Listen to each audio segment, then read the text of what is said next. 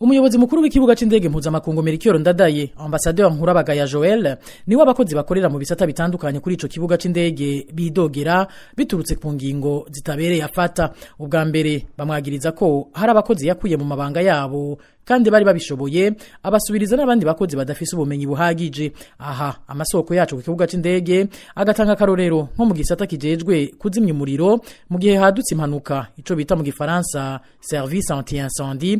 Uwo muyobozi mukuru w'ikibuga c'indege yatumye hakurwa uwitwa Matata Zeferin yarasanzwe bifise nk'ubumenyi bwinshi, amusubiriza n'uwitwa Habarugira Nikeze. Ubu nawe amasoko yacu kuri ico kibuga c'indege citiriwe Melchior Ndadaye yemeza ko atabumenyi bukwiye abifisemwo.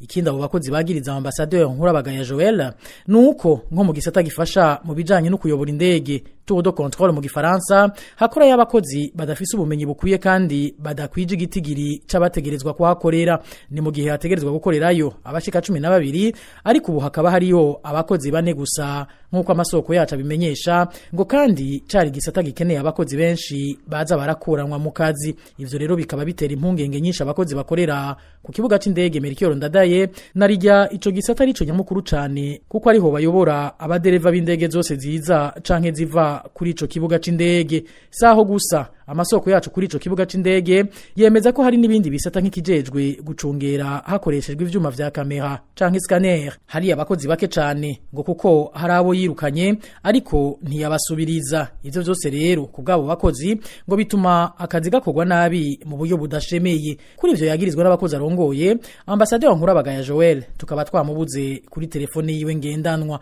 Mu makuru yacu azokurikira tuzobandanya kubabwira ingorane zitandukanye zihanze abakozi bakorera ku kibuga c'indege Melchior Ndadaye hamwe n'inkurikizi zavyo.